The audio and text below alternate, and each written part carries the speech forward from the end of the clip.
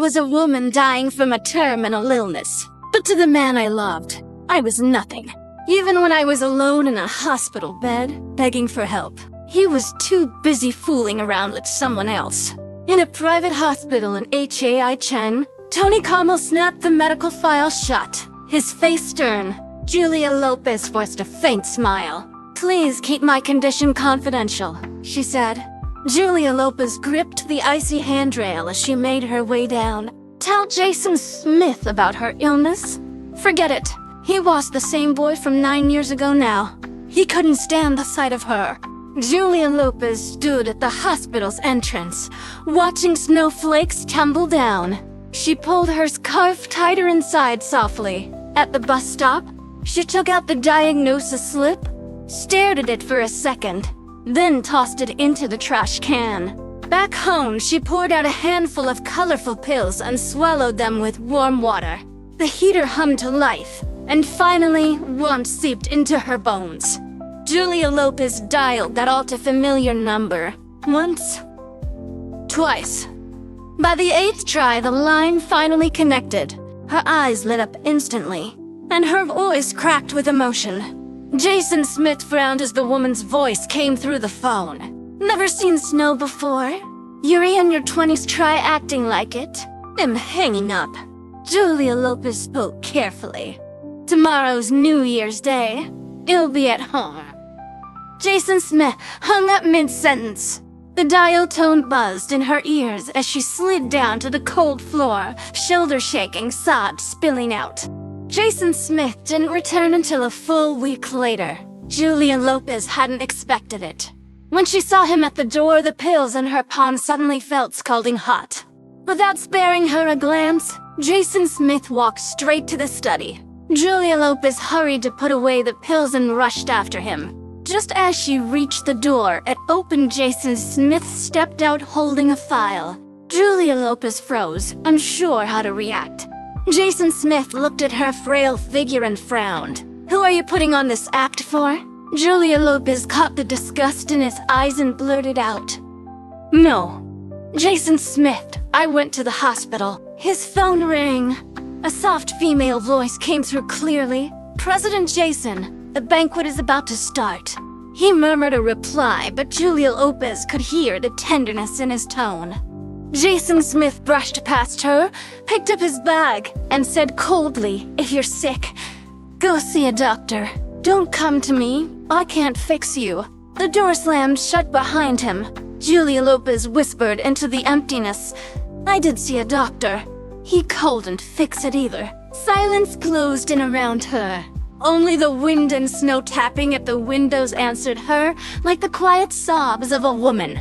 Julia Lopez never liked this city. When it snowed, it never stopped. The sky stayed gray and heavy, just like her heart. At the hospital again, Julia Lopez looked at Tony Carmel holding her report. "Has anything changed?" she asked softly. Tony Carmel set the report down, fingers laced, his tone grave. Julia Lopez nodded. No way she was telling a near stranger she couldn't afford chemo. That life-extending treatment was out of reach. After crunching the numbers, she realized she could only afford 6 months' worth of meds. Meanwhile, Jason Smith held his gentle, doe-eyed secretary Latina Mera in his arms. For a split second, he thought of Julia Lopez's pale and fragile face. The thought annoyed him. Under the covers, Latina Mera purred, "President Jason, I want more." Jason Smith raised an eyebrow, smirking. "What?" Still not satisfied. Latina Mera's sweet voice pulled him into a haze. Julia Lopez used to smile at him like that too. But over time, their relationship had turned into just routine. Jason Smith shook the thought off, rolled over, and pinned Latina Mera beneath him. With her, he could let loose, be wild, be as reckless and rough as he wanted. Back in the apartment, Julia Lopez returned to an empty home. She sighed so softly, it was almost inaudible. She flipped through the calendar, her fingers paused. That date was coming again. She picked up her phone and called Jason Smith. "When are you coming back?" "It's almost my parents' Memorial Day." Jason Smith sat up, Latina Mera curled in his arms like a kitten. Julia Lopez's call only made him feel she lacked charm. Julia Lopez paused for 2 seconds, then said firmly, "Jason Smith, you have to come back." She rarely spoke to him like that, but when it came to her bottom lines, she never backed down. Her parents had disapproved of Jason Smith from the start. If she visited their graves alone, she feared they wouldn't rest easy. Jason Smith went quiet, then snapped, "Can you stop using your parents to guilt-trip me?" Julia Lopez felt her breath catch. His impatience stabbed into her chest like needles. At that moment, Latina Mera let out a soft cry. She'd ogged her hair by accident. Jason Smith glared at her, then muttered toward the silent phone, a flicker of guilt in his voice. Fine. You'll come back." Julia Lopez's heart clenched like a fist was squeezing it. The woman's voice on the other end had been crystal clear. After the call ended, Julia Lopez returned to her room. She sat down, wrapped herself tightly in a blanket, and finally let the sobs she'd held back pour out, soft and broken. The air under the blanket was stifling. Julia Lopez tugged it down, revealing a tear-streaked face. Her eyes wouldn't stop leaking like broken faucets. In the hotel room, Jason Smith shoved Latina Mera aside and gripped her chin. "Don't even think about scheming your way up. No one takes my wife's place."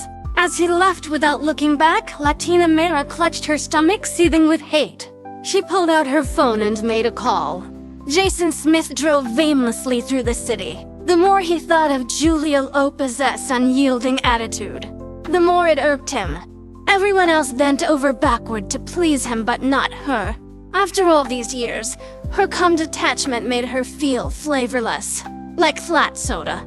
Lost in thought, he didn't even see the red light of the truck barreling through the intersection. Julia Lopez got the call and rushed to the hospital, still in her house clothes. She grabbed a nurse. "Excuse me, the man from the car accident, where is he?" The nurse glanced at her anxious face and hesitated, then pointed down the hallway. Julia Lopez followed her gaze and froze. Jason Smith stood there, clothes slightly messy, but completely unharmed. Beside him, a perfectly made-up woman leaned on him with a face full of fear. Julia Lopez's stomach twisted. She reached for the nearby nurse to steady herself. The nurse panicked, but Julia Lopez waved her off and turned to flee the hospital. It was the first time she'd seen Jason Smith with another woman so clear, so close. Her mind blanked. All she could think about was getting out. Jason Smith seemed to sense something and turned. All he saw was a figure running away. He stood abruptly and said to his secretary, "Give me your car keys," then paused. "Never mind. You stay here. He'll cover all her medical bills." When he finally burst through the front door, he saw Julia Lopez crouched in the entryway, pale as snow. She looked up at the sound, her eyes hollow, like all life had been drained from her. Jason Smith opened his mouth but couldn't find the words. Julia Lopez shoved him away, her voice cracking. "Why did you let me see that? You knew the hospital would call me. You knew." He couldn't remember the last time Julia Lopez looked like this. Her nose was red from the cold, and suddenly, guilt hit him like a truck. He cupped her cheek and whispered, "Julia, don't be mad." Real panic flickered in his eyes. Julia Lopez's heart softened instantly. Just then, Jason Smith's phone lit up. One glance and his face changed. She sighed tension, anger. Her mind flashed back to that woman at the hospital. Something felt wrong. Jason Smith muttered something, then rushed out the door. Julia Lopez threw on her heavy coat and ran after him. She watched him speed off in his car, flagged a cab, and followed. What she didn't expect was that she'd have gone back to the hospital to that woman. He stood there, saying something. The woman cradled her still flat belly with both hands. Julia Lopez's gaze turned cold. She spun around and bumped into her doctor, Tony Kamal. She pulled him aside. "Can I still have a baby?" she asked flatly. Tony Kamal frowned. His tone turned firm. Julia Lopez's voice rose, shaky and urgent. I have to get pregnant.